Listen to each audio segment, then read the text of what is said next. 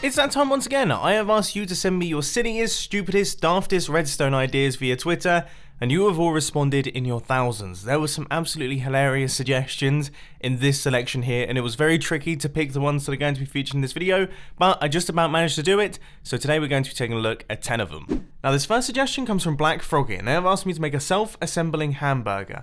Now I absolutely love burgers, they're probably one of my favourite foods, so of course I was going to take on this challenge, but I have to say, I'm a little bit nervous for it. Now, in theory, what's meant to happen is that this burger is meant to be assembled, and then it is meant to be presented on this plate right here. It's a one-use deal, and hopefully it all works because I haven't made a backup of the world. So we hit the button. Okay, so there is our bottom bun. Then there's the central burger.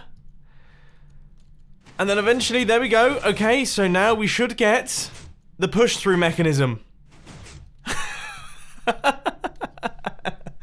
There we go.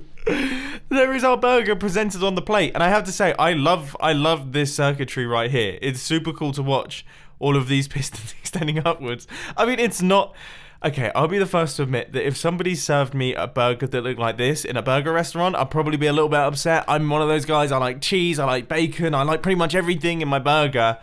So this is a little bit bland for me, but it does function. Tyler has asked me to make a random melody generator with randomizers and note blocks. Now, I'm going to warn you, before we get close to this contraption, that I am literally the least musical person on the planet, okay? And the things that are controlling the randomizers are also pretty unmusical. You've got a bit of a hint on the screen right now. If we just make our way over...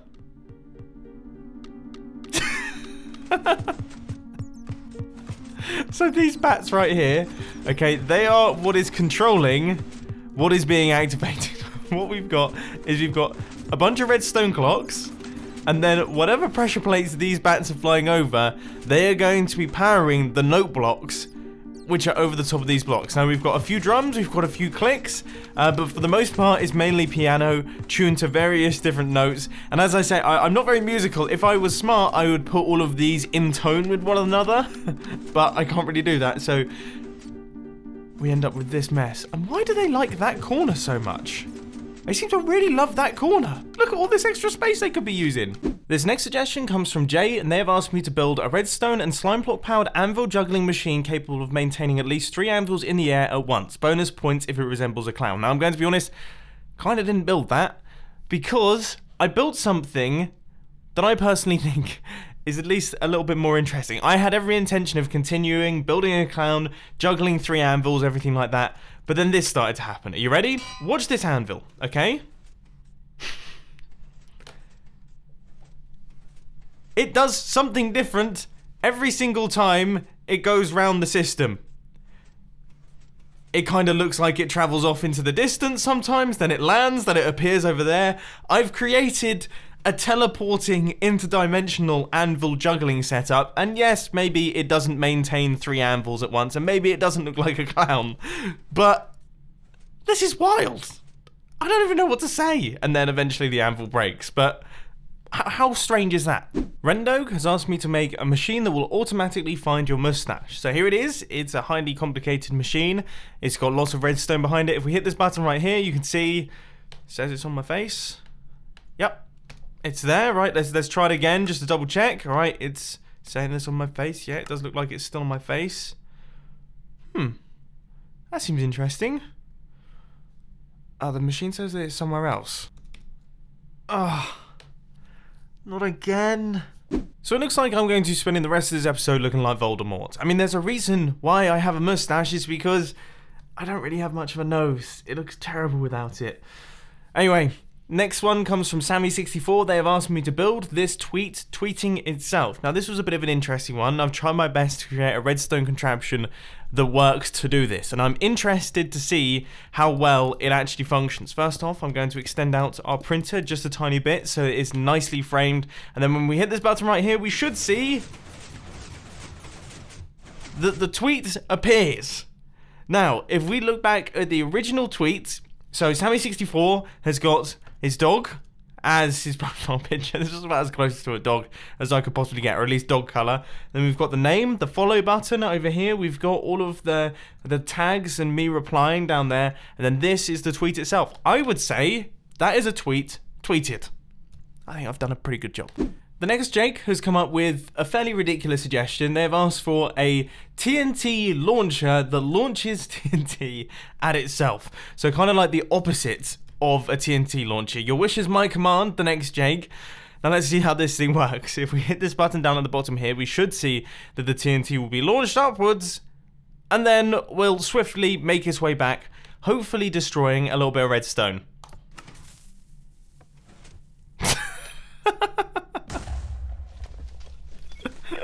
I don't think that could have gone better. Like the actual TNT launcher itself has all but disappeared. I mean, there's one repeater left and one block and a little bit of debris there. I actually really like that suggestion. That was quite satisfying to watch, to be quite frankly honest with you. QMPRO Minecraft has asked me to make a spoon-shaped piston door. Now, this was actually such a common suggestion back in the day that I did a dedicated redstone video for it because I knew that it was actually going to be quite a complex redstone contraption. So here it is in all of its glory. As you can see, we've got a 4x4 opening up at the top, and then we have this little area down on the bottom right here. And if we flick this lever, you can see there is our spoon in all of its glory. And if we flick the lever again, you can see that all of the blocks retract. Now check out how much has to go on for this thing to function. I mean, look at all these pistons here. So what we do, I can't even remember how it works. I mean, we've got double piston extenders involved. Yeah, we've got blocks being moved out of the way. I do seem to remember that this section here was actually a bit of a tricky section. I wonder if we'll be able to, I wonder if there's any way that I can see this all happening all at once. Probably not. Yeah, that was, we literally saw nothing then. We saw absolutely nothing. Vincent has asked me to make a redstone build that will break servers. Well, fear not, ladies and gentlemen, because I do that every single season of Hermitcraft. Pretty much every single season of Hermitcraft that we've had, I have built something that has killed the server. I remember in Hermitcraft Season 5, I actually created a round pumpkin because of how many pumpkins were sat in one specific spot, and it actually killed the server for multiple days. We don't know what happened there, but it was awful. But I thought I'd pop back through to Hermitcraft Season 4, just because it's been a while since I've seen this place, and it's quite cool to take a look around and see how things have changed. I have nice memories of this area right here, but I do seem to remember that the thing that used to kill the server quite a bit was this storage system. So this is where all of the drops for all of my farms went into, but when it began to overflow, we just had a dropper at the end, which would drop out the items. Now, this isn't too bad, but generally speaking, there will be thousands of items sitting here, and yeah, that would cause the server some problems. Sorry about that. I'm that one guy who's asked me to build a clock that doesn't tell the time. Do you understand how hard that is? I mean, I thought of loads of different ways in which I could do this, and I ended up on this one, which is a clock that sort of tells the time, but in a very unuseful fashion, to the point where it's almost completely pointless. So this is a clock that, as the sun goes down, random parts of the clock will begin to turn off. But now that I think about it, I guess that means it tells the time. So all it's doing is just telling the time badly. Is that good enough? And it doesn't even look like it's that random. So far, I've done it in order. I've pretty much done it in order. I'm just missing things. There's an actual pattern to this. This is terrible.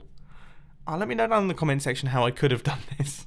All right. That was a tiny bit embarrassing. So let's move on from that and let's take a look at this one from Inverse Galaxy 83, who's asked me to create a piston door that works but also doesn't. And as soon as I read this tweet, I thought of a piston door that I made probably about 4 years ago now, which is absolutely terrifying because I remember it like it was yesterday.